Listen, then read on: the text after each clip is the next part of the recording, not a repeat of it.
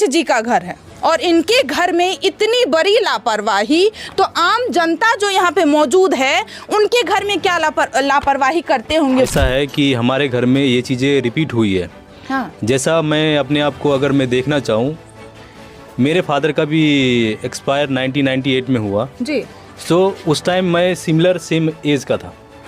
हाँ, same as का था। को गायब हुए थे, आपने बीच में आवेदन नहीं दिया जब आप जांच पड़ताल किए, जब आपको पता चला कि वो नहीं मिल रहा, अब बीच में आवेदन दिए? चारा मवेशी का काटने गया तो देखा पानी के में बड़ी था तो कहा मूर्ति है कुछ है, ऐसे हल्ला किया तो कुछ लोग जाके देखा। दादाजी के साथ भी सेम घटना हुई थी, उन्हें भी खत्म करके फेंक दिया गया। नमस्कार, अभी हम मौजूद है खगड़िया जिला के बेलदौर थाना के अंतर्गत और आपको बताना चाहेंगे अभी जिस परिवार में हम मौजूद है, इस परिवार का एक लड़का आज इस दुनिया को छोड़ करके चला गया। जब हमने परिवार वाले से पूछताछ की तो परिवार वाले का यही कहना है कि वो बाहर में रह करके काम करता था, बाहर से करीब 2 दिन पहले आया था, मंडे को गायब हुआ था उनका बॉडी और उससे 2 दिन पहले वो घर आया था अपने परिवार से मिलने के लिए। और मंडे को जिस दिन इस परिवार का लड़का का बॉडी गायब हुआ उसके बाद से पूरे परिवार वाले खोजबीन करना, जांच पड़ताल करना शुरू कर दिए और आखिरकार उस व्यक्ति का बॉडी फ्राइडे को, दैट मीन्स शुक्रवार को, बहुत ही संदिग्ध हालत में पाई गई। और आपको बताना चाहेंगे उनके बॉडी पे कई सारे चोट के निशान थे, एक साइड का कान कटा हुआ था, गले पे भी वॉर का निशान था। बॉडी का हालत काफ़ी ज़्यादा ख़राब है, चूँकि थंबनेल में हम उसका फ़ोटो लगा देंगे, आप देखिएगा। यहाँ पे पूरे के पूरे परिवार वाले मौजूद है। चलिए परिवार वाले से बातचीत करते हैं और उन्हीं से आप सभी को इस घटना की पूरी जानकारी देते। आपके कौन थे वो मृतक? बड़े भाई। बड़े भाई, क्या नाम था सर उनका? रविशंकर कुमार। कितनी उम्र हो रही होगी उनकी? 36 ईयर। काम वो कहाँ करते थे? वो आंध्र प्रदेश में काम करते थे। आंध्र प्रदेश में। कितने तारीख को आंध्र प्रदेश से वापस आए थे वो? 22 तारीख को आंध्र प्रदेश से आए थे जी। कहा जा रहा है मंडे को, इसी मंडे को बॉडी मतलब वो गायब हो गए थे। जब उसका फ़ोन लगना बंद हो गया हाँ। तो उसके बाद हमें लगा कि शायद वो दोबारा से आंध्र प्रदेश चले गए, क्योंकि बिहार से आंध्र प्रदेश का डिस्टेंस बाय ट्रेन 2 दिन का टाइम लगता है। लगेगा। सो हमें लगा कि हो सकता है कि ट्रेन में फ़ोन ऑफ हो गया हो या उनके पास चार्जर ना हो। सो हम मतलब 2 दिन के बाद हम ट्राई करते हैं दोबारा। अच्छा सर, मंडे को जो बॉडी वो गायब हुए थे तो आपको क्या लगा जो वो खुद ही मतलब बिना पूछे, बिना अपनी वाइफ को बताए, बिना बच्चे को बताए, परिवार के कोई भी सदस्य को वो नहीं बताए, खुद से बाहर चले गए? सर ऐसा क्यों लगा? क्यों काफ़ी बार वो ऐसा किए थे क्या? हाँ, समटाइम्स किए थे। तो क्यों किए थे? वजह क्या था? परिवार को बिना बताए कोई घर से अचानक निकल जाना, कोई टेंशनबाजी घर में, कोई कलह कलेश हो रहा? नहीं, ऐसा कुछ नहीं है। इससे पहले भी गए थे बाहर। सो इससे पहले गए थे तो अपने फैमिली को बता के जाते थे कि हम जा रहे हैं, बट हम लोग को नहीं बताते थे। उनके वाइफ को बताते थे कि हम बाहर जा रहे हैं। जब स्विच ऑफ आने लगा तो तब आप लोग घबरा गए? तब हम लोग घबरा गए। तो उसके लिए हम आंध्र प्रदेश के कई कॉन्ट्रैक्टर से बात किए कि शायद वहाँ है या नहीं। आंध्र प्रदेश में यहाँ से मल्टीपल लोग ठेकेदारी करते हैं। जी। हमने लगातार एक दूसरे से कांटेक्ट करने की कोशिश की कि शायद इसके पास नहीं तो उसके पास होंगे। तो फाइनली हमें ये पता चला कि वो वहाँ नहीं पहुँचे। अच्छा सर, 3 मंडे को गायब हुए थे, आपने बीच में आवेदन नहीं दिया जब आप जांच पड़ताल किए, जब आपको पता चला कि वो नहीं मिल रहा, अब बीच में आवेदन दिए थाना में? इंटरनली हम लोग सर्च कर रहे थे, जैसा कि हमारे अंकल यहाँ के सरपंच प्रमुख है, सो ये भी अपने तरीके से छानबीन कर रहे थे और सब जगह कांटेक्ट कर रहे थे कि शायद कहीं आसपास हो या फिर मिल जाए या रिश्तेदार के यहाँ हो, बट ऐसा हुआ नहीं। ऐसा है कि हमारे घर में ये चीज़ें रिपीट हुई है। जैसा मैं अपने आप को अगर मैं देखना चाहूँ, मेरे फादर का भी एक्सपायर 1998 में हुआ जी। सो उस टाइम मैं सेम एज का था। सेम एज का था, बट उस टाइम उस अपराधी के खिलाफ ऐसा सख्त कार्रवाई नहीं किया गया और वो अपराधी अभी भी घूम रहे हैं उस तरीके से। और सेम इंसिडेंट हमारे भाई के साथ हुआ।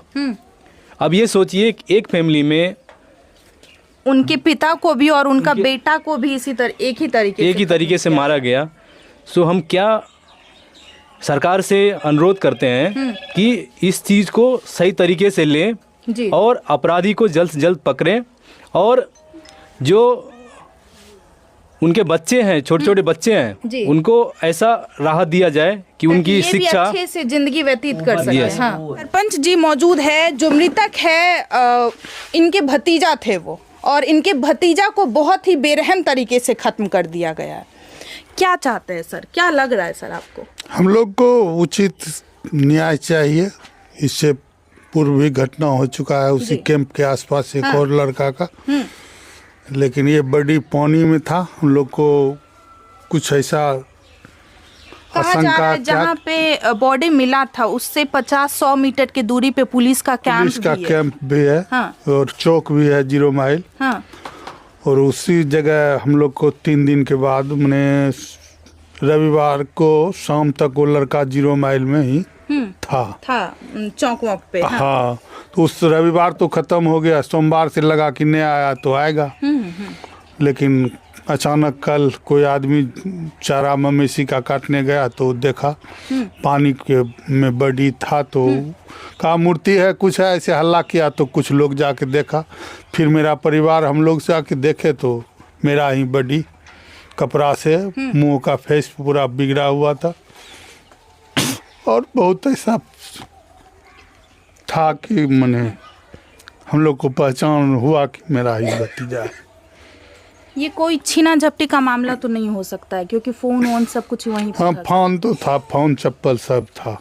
आप लोगों को अभी किसी से भी कोई दुश्मनी नहीं? नहीं, दुश्मनी हमको नहीं। अब उसको होगा ये नहीं पता है? ये नहीं पता है। शायद उनके दुश्मनी से ही उन्हें खत्म किया था गया। तो खेती बाड़ी करता था और फिर चला जाता बाहर गाड़ी घोड़ा था, नहीं चलाता था, बाहर चल जाता था। आप देख सकते हैं ये सबसे छोटा बेटा है जो करीब 6-7 साल का होगा, अभी 5 साल का है, 5 साल का है। और सबसे बड़ा बेटा जो 10-11 साल का है वो अपने पिताजी को मुखाग्नि दिया है। और इस बच्चे का अब क्या होगा? आपको बताना चाहेंगे इस बच्चे के दादाजी के साथ भी सेम घटना हुई थी, उन्हें भी खत्म करके फेंक दिया गया था। और फिर इस बच्चे के पिताजी के साथ भी सेम घटना हुई है। कैसे रहेंगे ये बच्चे सुरक्षित जब तक इनके पिताजी के कातिल को सजा नहीं मिलेगी? आप ही बताइए। क्योंकि आपको बताना चाहेंगे ये एक प्रतिनिधि का घर है, सरपंच जी का घर है, और इनके घर में इतनी बड़ी लापरवाही, तो आम जनता जो यहाँ पे मौजूद है उनके घर में क्या लापरवाही करते होंगे पुलिस प्रशासन? आप ही बताइए। क्योंकि हम हर जगह जाते हैं, समाज में जाते हैं, जहाँ घटना होती है उनके घर में पहुँचते हैं, हर जगह हमें यही कंप्लेन सुनने को मिलती है कि प्रशासन हमारा साथ नहीं दे रही है। आखिरकार इसमें कौन जिम्मेदार है? हमारी सरकार जिम्मेदार है या पुलिस प्रशासन जिम्मेदार है? क्या लग रहा है दीदी आपको? आपको कुछ बोले थे आपके हस्बैंड? नहीं, कुछ नहीं। क्योंकि परिवार का तो ये कहना है परिवार को किसी से दुश्मनी नहीं थी। क्या आपके पति को किसी से प्रॉब्लम, झगड़ा झंझट बाहर में ही हो? वो बाहर ही रहते थे ज़्यादा। हाँ, तो हमको क्या मालूम, नहीं पता। वो जाते थे 0 माइल चौक पर से घूम के आते थे। हम जब घर भी में रहते हैं तो हमको क्या मालूम है किससे झगड़ा हुआ है, क्या हुआ है। नहीं, मंडे को गायब हुए, मतलब संडे शाम को गायब हुए थे यहाँ से। तो संडे को सुबह ही निकले। हाँ, बात हुआ था पूरा दिन? बात चौक पे बता रहे हैं कि था। हाँ, रात में नहीं आए तो सुबह में हमको लगा कि कहीं होंगे तो फिर आएंगे आज। जी जी जी। उस दिन से फिर फ़ोन लगाते लगाते परेशान थे। हमको लगा कि आंध्र प्रदेश फिर चले गए। बिना बताए भी कभी कभी चले जाते थे क्या? हाँ, कभी कभी चले भी जाते थे। हाँ। कोई नाराजगी चल रहा था परिवार से? नहीं, कोई नाराजगी नहीं था। तो बिना बताए चले जाते थे? हाँ, मतलब ट्रेन में आते ही वक्त उसका कपड़ा उपड़ा मोबाइल छीन लिया था। मोबाइल जब आ रहे थे उसी वक्त?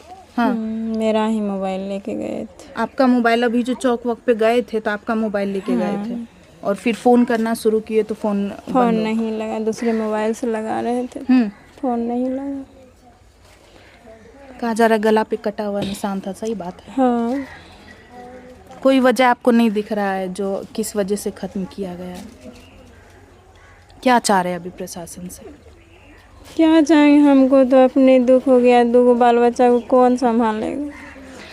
अब देखिए, आपने पूरे परिवार से बातचीत की, परिवार का यही कहना है कि हमें नहीं पता आखिरकार इसमें शामिल कौन है, लेकिन हम प्रशासन से उम्मीद करते हैं कि इसमें जो भी शामिल है, जो इस केस का पहली बात अच्छी तरीके से जांच पड़ताल किया जाए और इस केस में जितने भी लोग शामिल हैं उन्हें कड़ी से कड़ी सज़ा मिलना चाहिए, क्योंकि ये परिवार भी अभी काफ़ी ज़्यादा भय के माहौल में जी रहे हैं, क्योंकि इस परिवार का बेटा को इतनी बेरहम तरीके से ख़त्म करना, आप समझ रहे हैं, जो अपने घर में भी नहीं रहता था, वो बाहर में रहता था और कमाता था, फिर अपने परिवार का भरण पोषण करता था।